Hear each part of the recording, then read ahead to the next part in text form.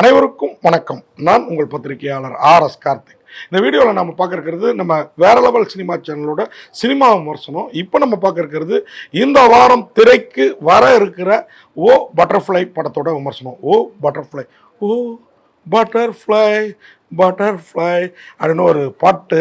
இந்த ஓ பட்டர்ஃப்ளை அப்படிங்கிற வார்த்தையை கேட்டாலே நமக்கு அந்த பாட்டு ஞாபகம் வரும். அவ்வளோ அருமையாக அந்த பாட்டு இருக்கும். அந்த டைட்டில், அதையே டைட்டில் ஆக்கி ஒரு படம் ஓ பட்டர்ஃப்ளை. என்ன கதை, என்ன களம் அப்படின்னு பார்த்தீங்கன்னா, இது வரைக்கும் தமிழ் சினிமாவில் பார்த்துராத ஒரு கதைங்க. ரொம்ப அழகாக, ரொம்ப எப்படி சொல்கிறது, ஒரு பொயட்டிக்காக இருந்தது. கொஞ்சம் செக்ஸுவலாகவும் இந்த படம் என்னை ரொம்பவே கவர்ந்தது. ஏன் அப்படி சொல்கிறேன் அப்படின்னு கேட்டிங்கன்னா, இந்த படத்தில் அவ்வளோ விஷயம் இருக்குது உள்ளுக்குள்ளார. ஆனால் அதை செய்த விதம், ஒரு 3 கேரக்டர் தான் மெயின் கேரக்டர். இதில் இன்னொரு 2 கேரக்டர், நாசர், கீதா கைலாசம், இன்னொரு 2 கேரக்டர் இருக்கிறாங்க. ஆனால் ஒரு 3 கேரக்டரை சுற்றி தான் கதை மொத்தமும் பிணையப்பட்டிருக்குது. என்ன கதை, என்ன களம் அப்படின்னு பார்த்தீங்கன்னா, ஒரு அருமையான கதைங்க. ஒரு 3 பேர், அதில் ஒருத்தனோட காதலி அவனுடைய நண்பனுக்கு மனைவி ஆயிடுறா. மனைவியான பிறகு அவன் நண்பனை சந்திக்க வரான். அவனுக்கு தெரியாது இவனுடைய மனைவி தான் தன்னுடைய முன்னாள் காதலி அப்படிங்கிறது. போய் ஒரு ஹில் ஸ்டேஷன், மூணாறு மாதிரி ஒரு பகுதின்னு வச்சுக்கோங்களேன், கொடைக்கானலோ மூணாரோ ஒரு பகுதி.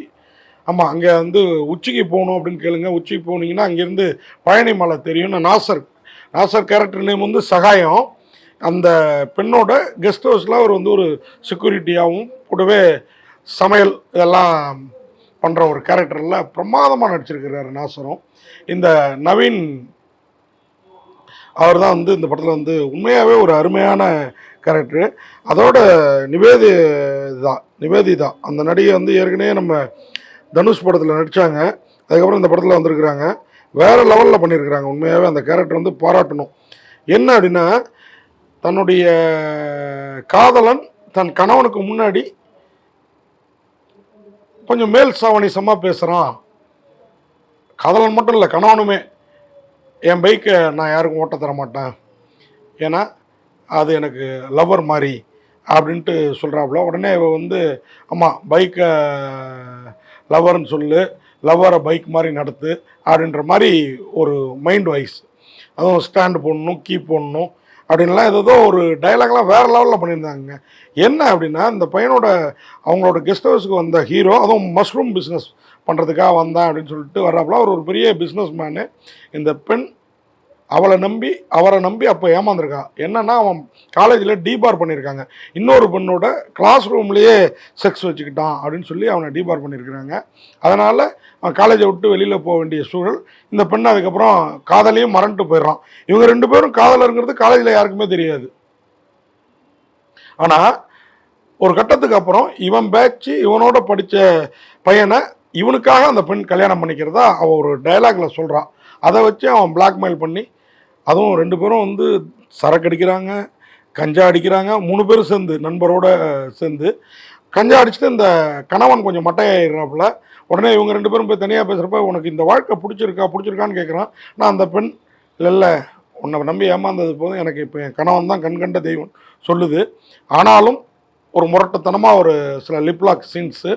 அதுக்கு முன்னாடியே இந்த பையனை அவன் செவுத்தில், அதாவது ஒரு விளையாட்டு விளையாடுவாங்க, இந்த கல்ஃப் மாதிரி ஒரு வீட்டுக்குள்ளாரையே அந்த பங்களாவில் அந்த கிளாஸு, நம்ம ட்ரிங்க்ஸ் சாப்பிட்ற கிளாஸை வச்சு அதில் பால் போகணும் அப்படின்ட்டு இவன் கரெக்டாக அடிச்சிருவான்.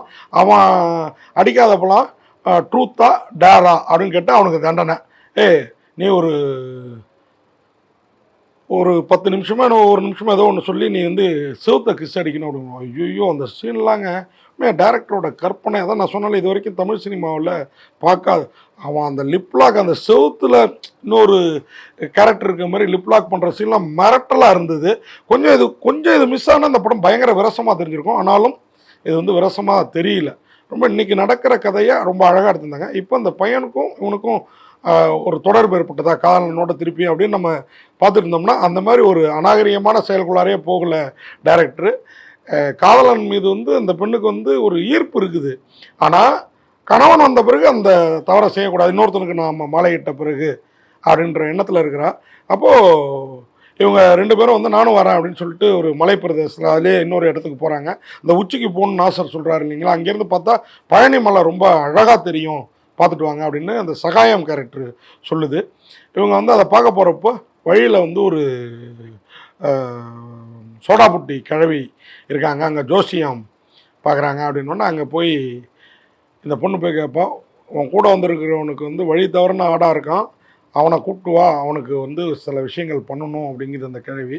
அதை வந்து அந்த பையன் இவனுங்க 2 பேரும் தான் ஃபஸ்ட்டு போகிறாங்க. அவன் வந்து தான் காதலிட்ட சொல்லி, எனக்கு பாரு உன்னை கல்யாணம் பண்ணால் அதுக்கப்புறம் வேலை போச்சு, நீ காரணம் இல்லை ஆனால் போயிடுச்சு, எனக்கு ஏதோ கண்டம் இருக்குது, பரிகாரம் பண்ணணும்னு அந்த அம்மா கூப்பிடுது, ஒரு 20,000 ரூபா பணம் வேணும் அப்படின்னு சொல்லி கேட்பாப்புல.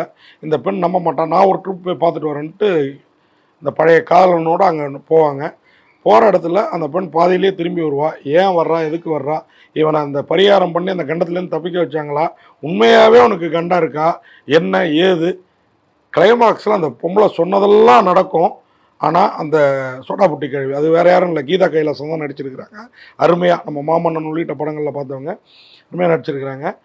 இப்போ அந்த பையன் அந்த பரிகாரத்தை செய்யலை, அதனால் அவன் எதுவும் அவனுக்கு ஒரு முடிவு ஏற்பட்டதா என்ன. இந்த பையன் இது எல்லாத்துக்கும் மேலே அவங்க சொன்னதெல்லாம் நடக்குதுன்னு சொல்லிட்டு கிளைமாக்ஸில் ஜோசியக்காரங்களையும் ஜோசியத்தையும் வந்து சும்மா ஹாஸ்யம் அதெல்லாம் உண்மை கிடையாது அப்படின்னு சொல்கிறப்ப தான் எனக்கு இந்த படம் கொஞ்சம் சறுக்கலாக தெரிஞ்சுது. மற்றபடி இந்த படம் உண்மையாகவே ஒரு அருமையான படம். எதுவரை புதிர்கள் தொடருமோ அதுவரைன்னு ஒரு பாட்டு, அதே மாதிரி இன்னொரு பாடல் கூட இந்த படத்தில் வந்து ரொம்ப அழகாக இருந்தது. எல்லாமே பார்த்து பார்த்து இந்த இயக்குனர் பண்ணியிருக்கிறாருங்க. நான் தான் சொல்கிறேன், இந்த படம் வந்து கொஞ்சம் மிஸ் பண்ணால் கூட கொஞ்சம் விரசமாக மாறுறதுக்கு வாய்ப்பு இருக்குது. ஆனால் கொஞ்சம் கூட இதுவே இல்லாமல் அப்புறம் இவன் கில்ட்டினஸில் நான் தான் அவனோட இழப்புக்கு காரணமாயிட்டேன் அப்படின்னு சொல்லிட்டு இவங்க அக்கா கிட்ட போயிட்டு அவங்க ஒரு லக்ஷ்மி பிரியாவோ இது ஒன்று நான் பேர் சொல்கிறேன், அவங்க பிரமாதமாக அவங்க துறவி ஆகிடுவாங்க. அதுக்கு ஒரு கதை.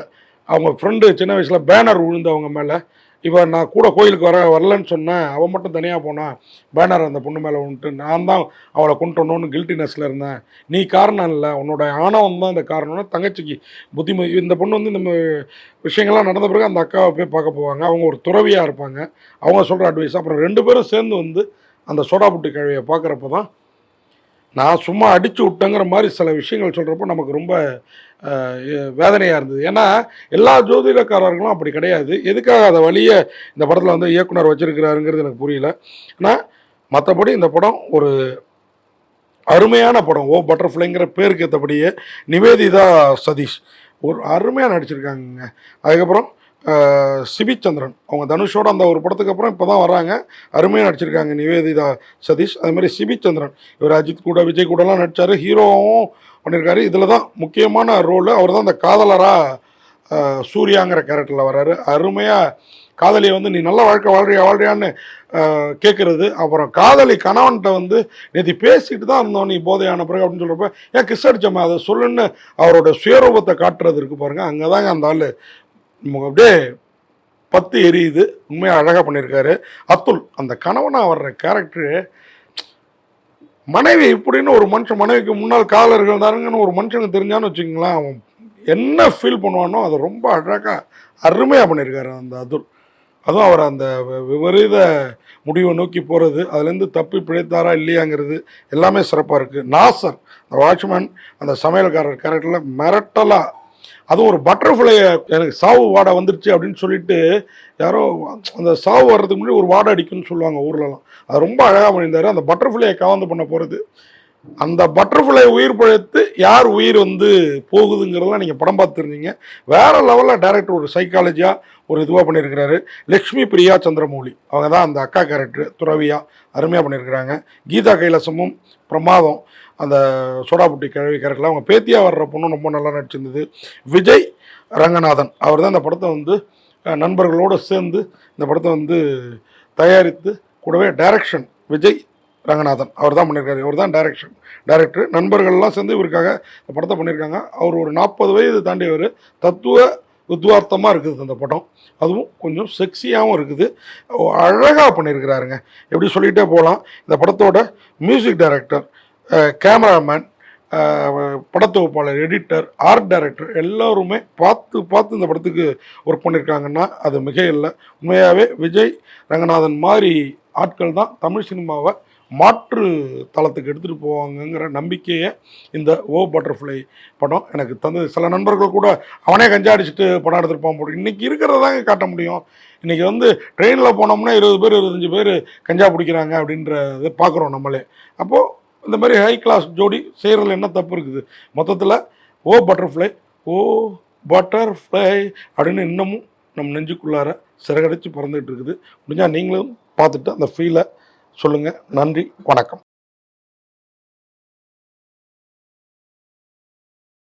இந்த வீடியோ உங்களுக்கு பிடிச்சிருந்தா லைக் பண்ணுங்கள், கமெண்ட் பண்ணுங்கள், ஷேர் பண்ணுங்கள், சப்ஸ்கிரைப் பண்ணுங்கள்.